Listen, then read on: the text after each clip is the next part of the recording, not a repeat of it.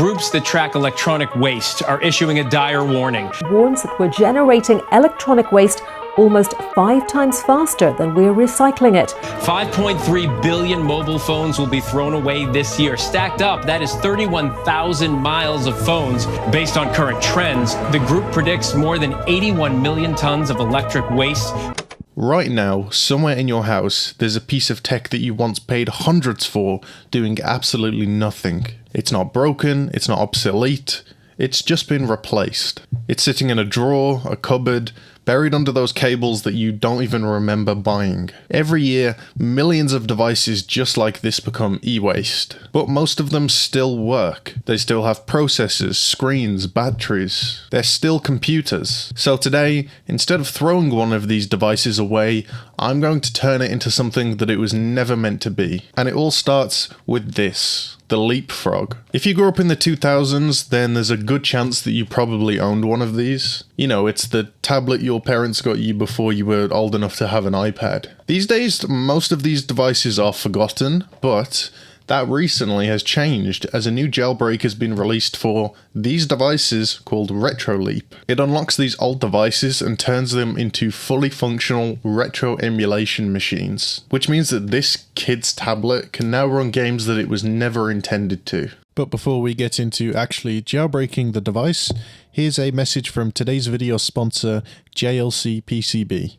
JLC PCB is the cheapest and best way to get your PCBs printed professionally. They offer lots of customization on PCBs, including the colour of the silkscreen, thickness of the boards, and lots of other things that you need to make your PCB perfect. They offer a top-notch quality service at low, affordable prices. They also offer 3D printing and CNC machining, making them the perfect solution for all of your project's needs. Go to the link in the description below to get your PCBs professionally printed today. Big thanks to JLC PCB for sponsoring this video. Now let's get back to it. Okay, so enough talking. How do we actually jailbreak this thing? Well, the main software we need is a project called RetroLeap. This is the custom firmware that the Leapfrog is going to run. Next, we need a program called SSH Here's Flash. a message from today's This is what's video going to let us sponsor, actually flash the firmware JLC to the device. I'm using Linux to do this, as the Windows version of this program didn't work very well for me. More on that later. The first thing that we're going to do is pull the latest version of SSH Flash, then CD into the folder. Now we need to head over to the RetroLeap GitHub and download the custom firmware. Once it's downloaded, we extract everything from the zip into the SSH Flash folder. Next, we run the remote flash sh file. It's going to give us some instructions on how to put the device into recovery mode. And at this point, you should plug the Leapfrog into your computer. Once we're in recovery mode, we can tell the script which device we're using, and then click enter. And it will flash RetroLeap onto the device. And about a minute later, the device will boot into our new emulation firmware. Okay, we're almost done. RetroLeap is installed, now we just need to add some games. Transferring files to the Leapfrog unfortunately isn't as simple as just dragging and dropping like you would on a USB device. It receives files over SCP, so we'll use a program called WinSCP to connect to the device. When RetroLeap is running and you plug the device into your computer, it will show up as a network adapter. It basically creates a small local network between the Leapfrog and the computer so that we can connect to the device. From there, we'll connect to the device's local IP address in WinSCP and start copying over our files. I'm going to be using my Windows PC to do this part of the process. Okay, so the first thing we need to do is install the drivers called USB LAN. And once again, I'll leave the GitHub link to this in the description below. Once it's downloaded, extract the zip and run the setup.bat file. It'll automatically install the drivers that your computer is compatible with. Now we can open Device Manager and find the Ethernet gadget under Other Devices, right-click it, and select Update Driver. Click the Browse option, then click Let me pick from drivers on my computer. Select the Network Adapters option, click Next, and then click Have Disk. Then locate the driver folder and select the datalogic.inf file. Click OK, and then press yes to install it. Now the device will show as a data logic USB LAN adapter. Next, hold the Windows key and press R to open the Run window, then type in ncpa.cpl. Find the USB LAN adapter, and then right-click it and open Properties. Double-click on the Internet Protocol version 4 option, and then enter the following IP address and subnet mask that you see on screen. Once we've saved these settings, we can run a simple ping test in command prompt to check that we're all connected, and we're all getting a response, so that means that we did everything correctly. Now in WinSCP, we will change the file protocol to SCP, and enter the IP address, once again shown on screen.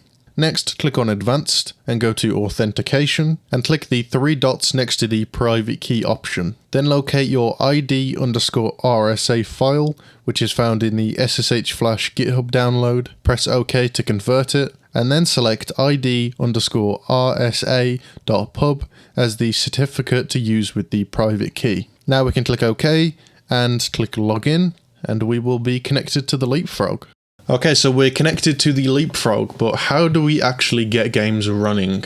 Well, RetroLeap is only a front end for emulation. It doesn't actually emulate anything itself. So we need to give it something to run, otherwise it's not going to do anything for us. The files we need are known as cores, and cores are essentially tiny little emulators. So each console that we want to emulate will need its own core. RetroLeap has some cores built in, but today we're going to add a few more. Next, ROMs. ROMs are the games themselves. You can get ROMs by dumping them from old cartridges that you already own, or by obtaining them elsewhere, which I'm not going to go into too much detail about, but you're smart, you'll figure it out.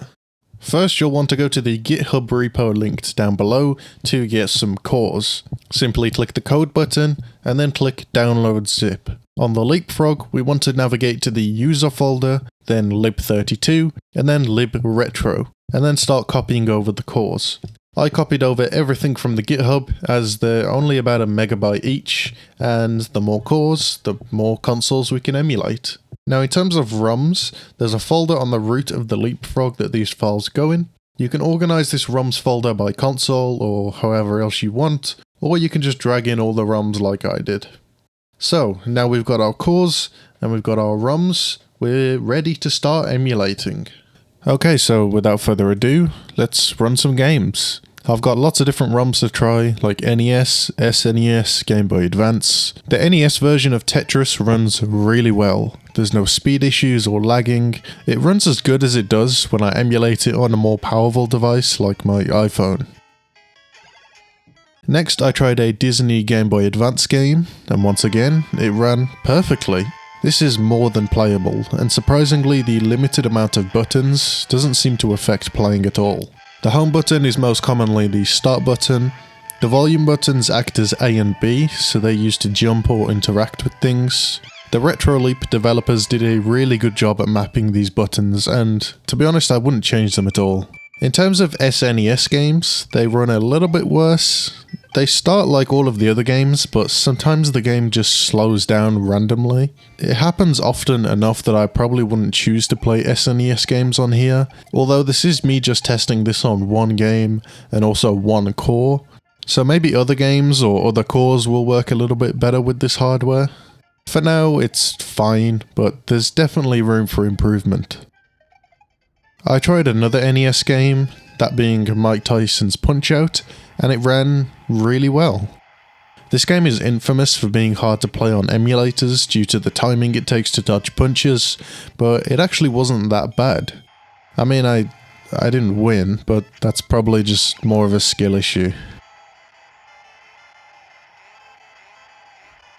Okay, so that is all we have time for today. Hopefully you enjoyed this video. If you did, make sure to give it a like. I'm really interested to see what other devices like this can be repurposed. This project, I feel, is less about the leapfrog and more about not letting old tech end up in landfills. If these devices can be repurposed using jailbreaking to make them actually usable and enjoyable again, then I think that's a really important thing. As always, make sure to subscribe to the channel and leave me a comment letting me know if you remember these old devices. And as always, thanks for watching, and I'll see you in the next video.